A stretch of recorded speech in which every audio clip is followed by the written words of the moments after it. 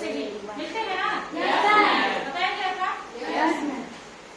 और हमारे जो माँ बाप के गुण होते हैं वो हम तक कैसे पहुँचते हैं?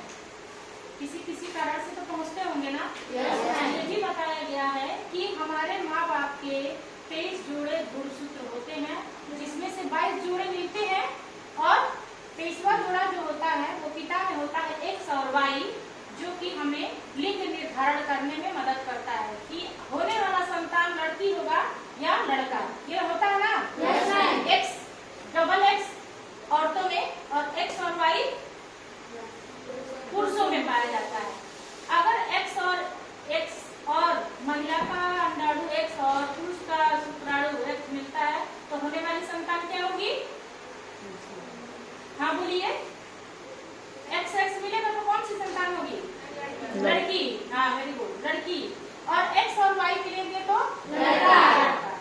तो इस तरह से लिंग निर्धारण, यानी कि कोई भी पत्नी को जब भी गर्भ होता है तो उस समय लिंग निर्धारण की प्रक्रिया में हमारे जो 23 जोड़े होते हैं वो 23वां जोड़ा लिंग यानी स्त्री या पुरुष बनाने में हमारे क्या करता है? सहयोग करता है, और जो सिर्फ पुरुषों में ही पाया जाता है। और हमारे जितने भी हमारे गुण होते हैं हमारे माता पिता के, वो एक दूसरे से दूसरे में स्थानांतरित करने का जो काम करता है वो होता है DNA। DNA क्या होता है? जो 23 जोड़ा गुणसूत्र होता है, गुणसूत्र जो 23 जोड़ा होते हैं वो हर प्रत्येक शरीर के प्रत्येक अंग में हमारे गुणसूत्र पाए जाते हैं, ठीक है ना? प्रत्येक कोशिका के में 23 जोड़ा गुणसूत्र पाया जाता है और उसके केंद्रक में, उस कोशिका के केंद्रक में क्या पाया जाता है? DNA।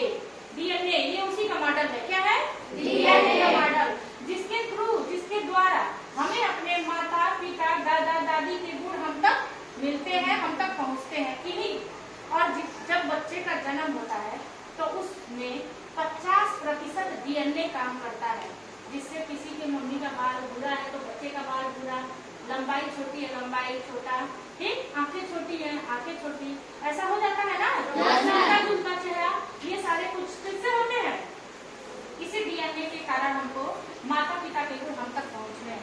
और इस DNA को पूरे फुल फॉर्म में यानी पूरे शब्दों में कहें तो डीऑक्सीराइबो न्यूक्लिक अम्ल। क्या कहते हैं? डीऑक्सी न्यूक्लिक अम्ल, यानी कि यह एक अणु है जो कि 23 जोड़ा जो हमारे गुणसूत्र होते हैं उनके केंद्रक में ये पाया जाता है। समझ में आया? पानी की टंकी नहीं है, सीढ़ी नहीं है, ठीक है ना? ये ऐसे ही मॉडल में होता है DNA। और DNA कभी भी एक व्यक्ति का एक ही दूसरे में मैच नहीं होता है, ठीक है ना? प्रत्येक व्यक्ति का DNA बिल्कुल विपरीत और अलग ही होता है।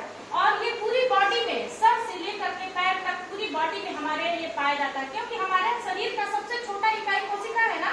कोशिका हमारे शरीर को बनाता है।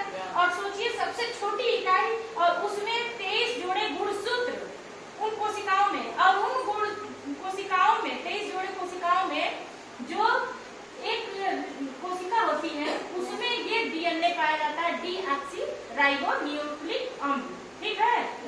यह एक क्या है? अणु है। क्या है? अणु है। हाँ। और यह पूरे शरीर में सिर्फ हमारे जो लाल रक्त कणिकाएं होती हैं ब्लड में, ठीक है ना, उसमें ये छोड़ करके और पूरी बॉडी में ये पाया जाता है। और ये इतने लंबे होते हैं, और ये तंतु माने धागा, तंतु मीन्स धागा के आकार के ऐसे हमारी पूरे कोशिकाओं में केंद्रक में ये इकट्ठा होते हैं, रहते हैं। तो इसलिए हमारे शरीर के पूरे अंग में DNA और कोशिकाओं के केंद्रक में ये हमारा DNA पाया जाता है।